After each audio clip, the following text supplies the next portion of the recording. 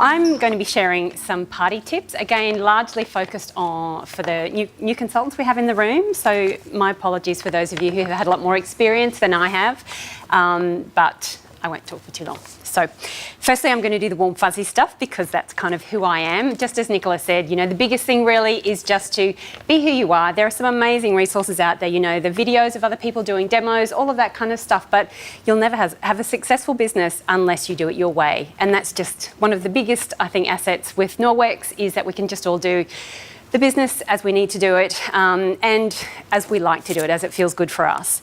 So really, that's the biggest thing. I think we've all talked about that tonight. So my very first point, apart from that, is to always turn up. I always remember the story of Linda starting. For those of you who haven't heard, the first demo she went to, there were only 2 people there, and I think total sales were about $7.50. It would have been very easy for that consultant to say, look, if you've only got one person coming, let's just make it a catalogue thing. So if I ever hear that and I can't, help the host get more people to her demo, I go along hoping to meet the next Linda Pierce. So I'm always there. You just never know where that tiny demo can go. And I actually really love smaller demos. Smaller groups are much easier because you can give a personalised service, and that's really what I'm about. Very much like Nicola, I was a physiotherapist in a past life, so sales for me didn't come naturally at all, and I still don't see myself as a salesperson. I am all about educating people as to the benefits of using Norwex and simplifying their life, and I'm just there I'm a helper. I'm a giver, I'm not an asker. Not very good at asking for help at all. Another great thing, again, this is probably before you get to your demos, it's really important to know who you're going to be speaking to. So it's whether if you're happy just to speak off the cuff, you can ask your host while you're setting up in the half an hour that you're at her place and having a bit of a chat. Ask who's going to be there, or you can talk to her with one of your host coaching calls beforehand. Find out really, how many people are there is great, how maybe there, but also who's going to be there. So just a general idea of the age of people. Older people from a retirement village are going to have different needs to a younger mum with young children, whether people have children or they don't have children. I actually really love to know if people have certainly seen Norwex before or not, but also if they've been Enyo users. And very often I've found that hosts and guests as well are a little bit, I don't like to mention the opposition. And I always say, look, we love Enyo users. We love Enyo because it's really introduced people to using great microfiber and reducing chemicals in their home. So I always speak really positively about it, but it's good to know because there are always products that Enyo lovers are going to find. We know that once we get a cloth into their hand, that they'll love it and they'll love the fact that it is that bit cheaper. But there's always products that they often will start off with. I had a lady just recently who ordered 4 liquid products. She said, I have everything Enyo, my house is full of it, I don't really need anything. So I gave her 4 products, but I just tucked a little kitchen cloth in there, just said, I thought you might like to try our microfiber. And she put in a 4 or 5 cloth order through my website just a week later after she had her product. So I highly recommend, and Rianne just says, get that dishcloth into everyone's hands. I'm very much one for, yeah, that's right. The dishcloth is just a bit of a winner. So bear those things in mind. Knowing your host as well, we always say it's great to know why they booked, but also how they're feeling about their booking. For me, I would be mortified if someone came to my party and started to speak about how much I was going to earn because you're going to buy. So, some hostesses hate you to even talk about what they're going to get as host rewards. So if you are talking about host rewards, it's great to talk about it as if someone else, you might like to. Especially if you've identified a personality who's a bit of a party girl there, she's a great person to be doing, a stack up, showing a few of those products that they can earn for free by hosting. But then you have people who are hosting because they want a free mop. And so they don't mind if you say, okay, I've got 3 little party packs and 3 cupcakes to give away. Once all 3 of those have gone, Jenny here's got her free mop, and that's fine. It's really important to know that though, because it makes a really big difference to the way you're going to be speaking to the group there. I like to let her know how the demo is going to run. I don't assume that even people who have done party plan before or hosted before know how I like to run my demos.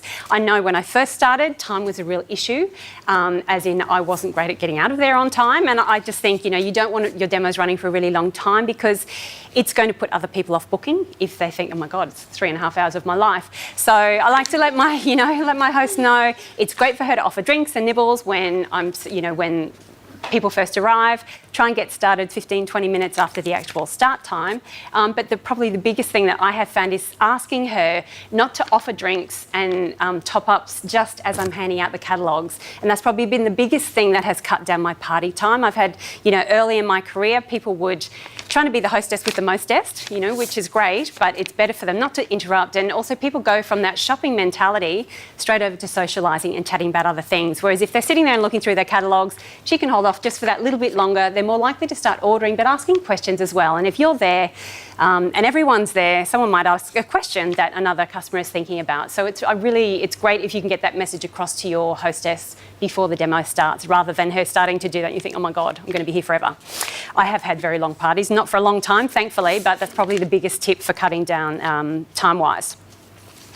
We are in a relationship industry, as we all know, so it is important to start speaking to people and trying to develop some kind of a genuine rapport with people as they arrive. For some of us, unlike the party people, like Nicola and myself are probably not quite so gung-ho in big groups of people, but certainly one-on-one is a great opportunity to get to know people, even if you ask them how they know the host, have they used NoX before. If they haven't, you can be excited for them seeing it for the first time. Or if they have, if you just ask them, what do you already have, what do you love, people can't help but start talking about it and they'll relax a little bit more with you. I think it's great for them not to see you standing beside your display looking nervous, but also being the salesperson, just being part of them. And I know Beck often says she doesn't put her badge on until she's just about to present, and I will say I don't actually ever wear my badge. It's around somewhere, but I often am the same. I love it when people go, oh, I didn't know you. They ask me, do you know the host? How do you know her? So that's a good thing. So getting on to your actual demonstration, I'll try and keep it brief.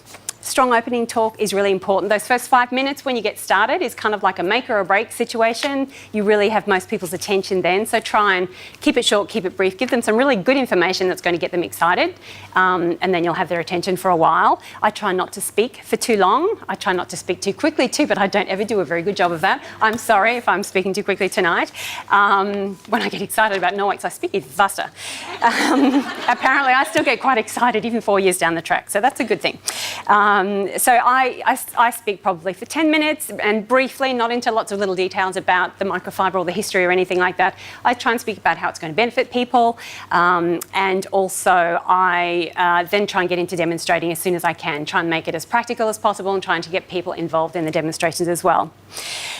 My big thing, I have never ever really been keen on discounting, and I always tell people when they first start out, it's an easy trap to fall into, to be tempted thinking, if you look at the catalogue, if you haven't already fallen in love with NoX, it can look like expensive cleaning product, but we all know that as soon as you use it and you've had it for a while, you realise how much time it's saving you, how much money it's going to save you in the long run.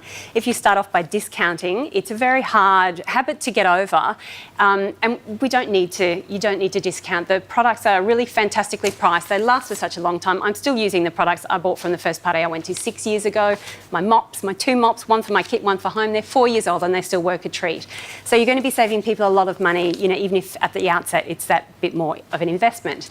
So I always say if you like to give out, like people to feel like they're getting more value for money, you're much better to add in a product, so add value and make it something that you have in stock. Or if you're really trying to boost you, go for gold points, your subtotal A points, then give them something that you're going to get subtotal A points for. So rather than giving a little sample, that you buy with your stationery, the stationery supplies, I'm much more inclined to buy these little silicone lids. I love when they're on special. I often give my hosts, as a thank you, just a single little silicone lid.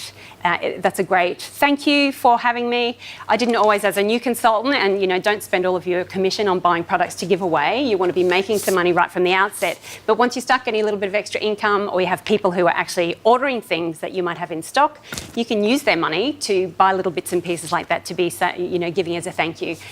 I didn't give thank yous to the host for quite a while, but in the last couple of years where I have been thanking the host at the start of the demo, I keep it really brief, but it gives me the opportunity just to speak about another product that I may not speak about in a regular demo. And the silicone lids are a perfect example of that. Nearly every time I give silicone lids, I will always sell some because I say, tell them really briefly what they're about and have a few different shapes and sizes on my display.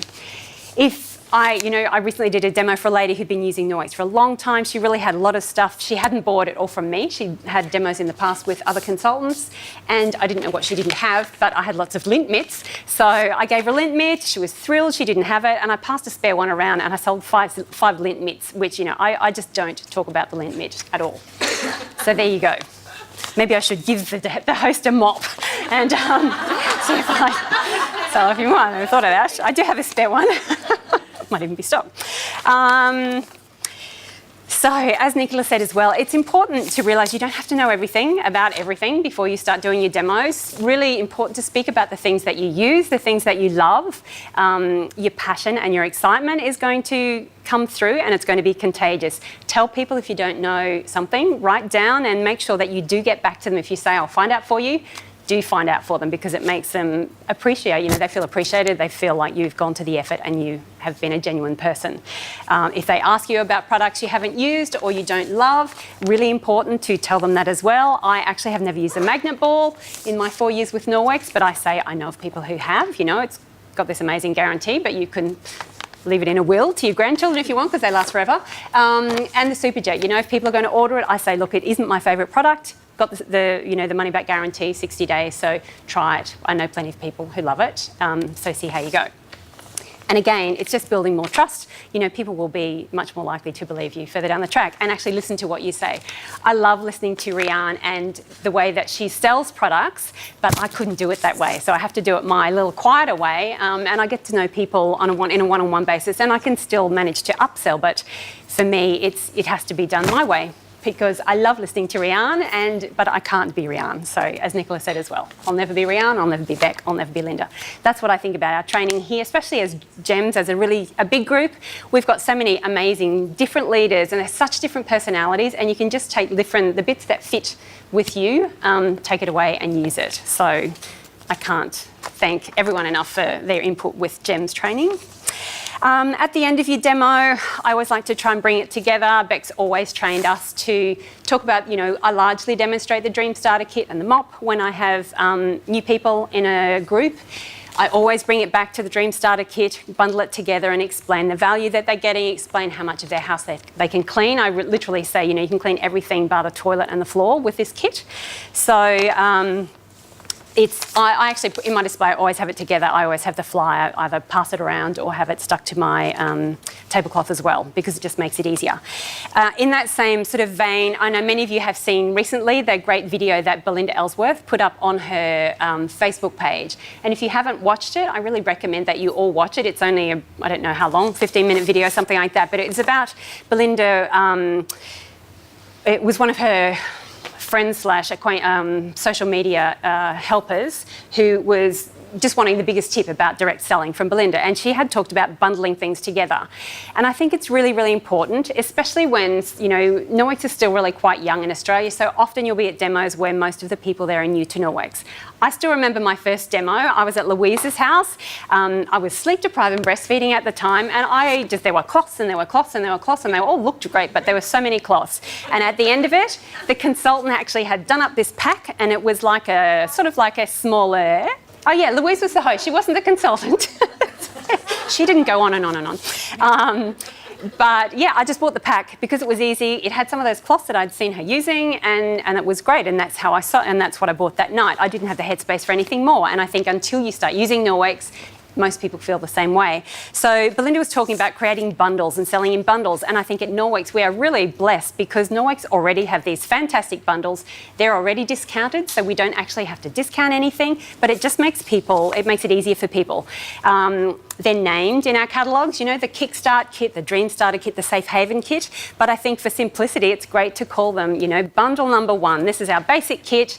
It does your general cleaning, so that would be a Kickstart kit. It's a 15% saving, EnviroCloth, window cloth, dust mitt, so all your general cleaning and, the shiny bits of your bathroom.